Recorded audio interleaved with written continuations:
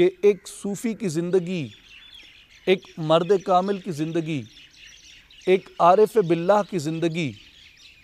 ایک مرد خداگاہ کی زندگی، ایک عظیم المرتبت روحانی شخص کی زندگی جو ہوتی ہے، وہ جہاں پہ طالبان مولا کے لیے اور انتہائی منازل پہ پہنچے ہوئے لوگوں کے لیے ایک ایگزامپل ہوتی ہے، اسی طرح میرے جیسے آرڈنری لوگوں کے لیے بھی اس میں اتنا ہی فیض موجود ہوتا ہے۔ مثلاً اگر میں ایک طالب علم ہوں تو میرے لیے آپ کے بچپن کا یہ واقعہ سب سے بڑی انسپریشن ہے کہ آپ نے ایک جگہ پہ ڈاکو آ گئے آپ کے سامنے،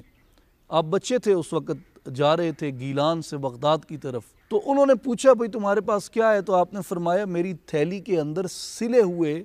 یہ کچھ اشرفیاں ہیں۔ تو انہوں نے کہا کہ تم نے ہمیں کیوں بتایا ہے جبکہ تمہیں پتہ ہے کہ ہم لوٹ لیں گے؟ آپ نے فرمایا کہ میری ماں نے مجھے کہا تھا عبدالقادر کبھی جھوٹ نہ بولنا۔ وہ ڈاکو اتنے متاثر ہوئے کہ انہوں نے توبہ کر لی۔ ایک چھوٹے سے واقعے سے لیتے ہیں، میں کہتا ہوں کہ it could be happen with any child, but one thing is their social and moral value, and the other thing is the way they conveyed their inner self that needs attention۔ کہ کوئی بھی بندہ کہہ سکتا ہے جی میری ماں کے ایسی کوڑ نہ ماری، میری ماں کے ایسی جھوٹ نہ بولی، لیکن زبان کی تاثیر ایک الگ چیز ہوتی ہے۔ اس میں جہاں ایک عام آدمی کے لیے یہ بات ہے کہ آپ نے سچ کا، حق کا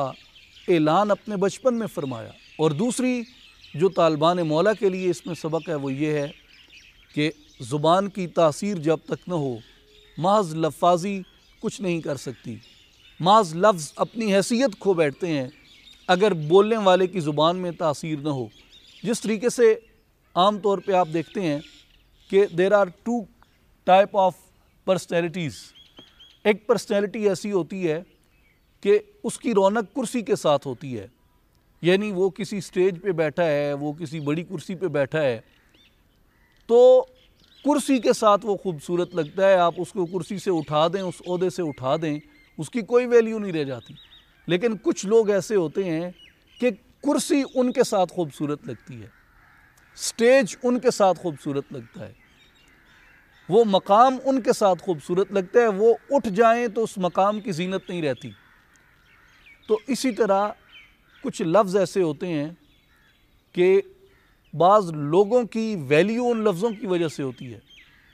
اور بعض لفظ ایسے ہوتے ہیں جن کو کچھ لوگ آ کے ویلیو دیتے ہیں۔ مثال کے طور پہ اگر میرے جیسا آرڈنری آدمی سچ کی بات کرتا ہے، سچ کا پرچار کرتا ہے تو میری عزت سچ کہنے میں ہے، لیکن جس وقت مثلاً عظیم شخصیات آتی ہیں، فرض کیا ہم یہاں سے بھی ذرا اوپر چلے جائیں، خاتم النبیین رحمت للعالمین جد الحسن والحسین حضرت رسول اللہ صلی اللہ علیہ وآلہ وسلم، آپ کی ذات گرامی سے جب سچ کا لفظ نکلتا ہے تو حقیقت یہ ہے کہ سچ کو عزت آپ کے کہنے سے ملی۔ سچ کی رونق بڑی جب رسول اللہ نے فرمایا کہ سچ بولو، جب رسول اللہ نے اپنی زبان سے سچ کا لفظ ادا فرمایا، حق کا لفظ، صداقت کا لفظ ادا فرمایا، تو اس سے سچائی کی شان بڑھتی ہے۔ اور میرے جیسے لوگ جب سچ سچ کہتے ہیں تو سچائی کہنے سے میری شان بڑھتی ہے، نہ کہ سچائی کی اپنی شان بڑھتی ہے۔ تو اسی طرح جب سیدنا غوث الاعظم رضی اللہ تعالیٰ عنہ آپ کسی ایسی چیز کا ذکر کرتے ہیں تو اس سے آپ کی شان تو ہے ہی ہے، اللہ نے آپ کو پیدا ہی اس شان کے ساتھ کیا،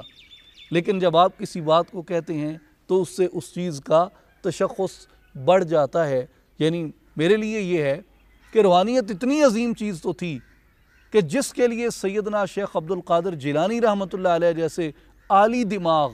عالی بصیرت شخص نے اپنی زندگی بسر فرمائی۔ سچ اتنا اہم تو ہے،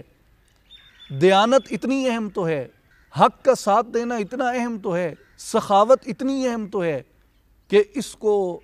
دنیا کے ایسے عظیم لوگ جنید بغدادی، داتا علی حجویری، حضرت سلطان باہو، حضرت غوث الاعظم شیخ عبدالقادر جیلانی وہ ان چیزوں کو اختیار کرتے ہیں تو اس سے آپ کو پتہ چلتا ہے کہ ان چیزوں کی ایک جو ویلیو ہے وہ کہنے والے کے ساتھ اور بڑھ جاتی ہے.